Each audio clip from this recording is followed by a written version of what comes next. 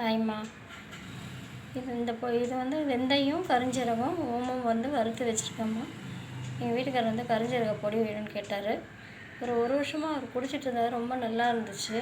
ஆனால் இது பிரேக் எடுத்து தான் குடிக்கணும்னு சொல்கிறாங்க. அவங்கவுங்க உடல்நிலையை பொறுத்து குடிக்கணும். இதை வந்து ஒரு வாட்டி டாக்டர்கிட்ட நம்ம கன்சல்ட் பண்ணி தான் செய்யணுமா. ஆனால் இது ரொம்ப ஈஸி. இந்த ஓமம் வந்து நம்ம வந்து வறுக்கும்போது லைட்டாக ஒரு வாட்டி இந்த மாவு ஜல்லடியில் ஜலிச்சிட்டிங்கன்னா உங்களுக்கு அந்த மண் இருந்தால் கூட வந்துடும். ஏன்னா நான் ஒரு வாட்டி அது மாதிரி ஜல்லிக்காமல் பண்ணிவிட்டு ஒரே மண்ணாக இருந்தது. நாங்கள் என் ஹஸ்பண்டு நைட்டு தூங்க போகும்போது ஒரு ஸ்பூன் வெந்நீரில் போட்டு குடிப்பாங்க. ஓகேங்களா? அதுதான் இது. அதே மாதிரி வெங்காய பொடிக்காக வறுத்து வச்சு ரெடி பண்ணி வச்சுருக்கேன்.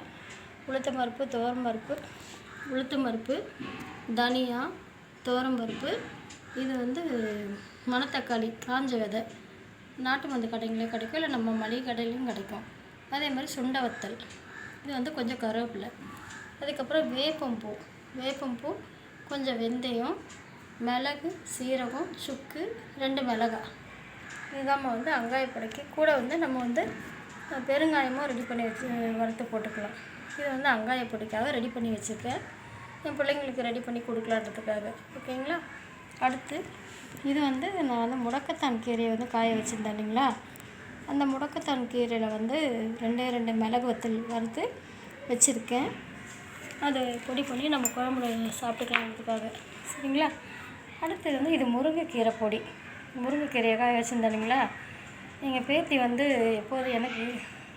வந்து எப்போதும் முருங்கைக்கீரை பொடி செஞ்சு கொடுங்கன்னுவா. அதுக்காக இந்த பொடி காய வச்சு பொடி பண்ணி வச்சுருக்கேம்மா. அதே மாதிரி கருவேப்பிலையும் அதே மாதிரி தான் நிழலில் உலர்த்தி காய வச்சு அதை வந்து பொடி பண்ணி வச்சுருக்கேன்.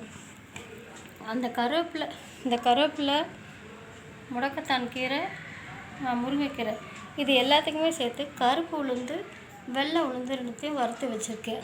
இது வந்து நம்ம குவான்டிட்டி பிரித்து போட்டு மிக்சியில் தனித்தனியாக அரைச்சி பொடியாக ரெடி பண்ணி வச்சுக்கலாம். இது கூட பெருங்காயமும் வறுத்து வச்சுருக்கேன் ட்ரையாக. இது எல்லாமே நான் ட்ரையாக தான் வறுத்து வச்சுருக்கேன். ஓகேங்களா? Okay, thank you friends.